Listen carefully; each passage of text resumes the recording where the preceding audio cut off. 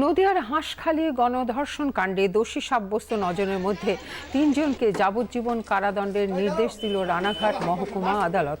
দোষীদের এদিন আদালতে পেশ করা হয়।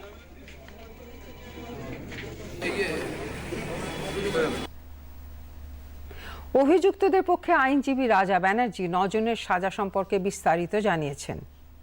আজকে সাজা ঘোষণা হলো। এই মামলায় ব্রজ গোয়ালি, রঞ্জিত মল্লিক এবং প্রভাকর পোদ্দারকে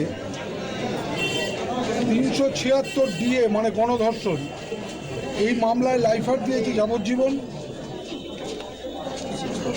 6 পক্সো অ্যাক্টে দিয়েছে হচ্ছে 20 বছর এবং 506 দিয়েছে হচ্ছে 7 বছর আর 201-এ দিয়েছে হচ্ছে 3 বছর। এই প্রত্যেকটি সাজা কনকারেন্টলি চলবে, একই সঙ্গে চলবে।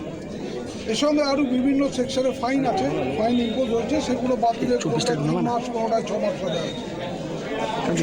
সমর গোয়ালি, দীপ্ত গোয়ালি এবং পীযূষ ভক্ত এই 3 জনকে 506 ধারায় দিয়েছে হচ্ছে 5 বছর, 201-এ দিয়েছে 3 বছর।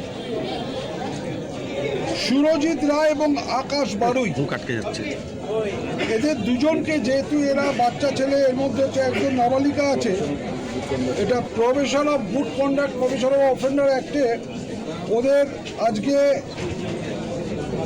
বলেছেন যে 1 বছরের জন্য ওদের ছাড়া হচ্ছে, ওদের ছেড়ে দেওয়া হচ্ছে এই মামলায় 50,000 টাকা বন্ডে।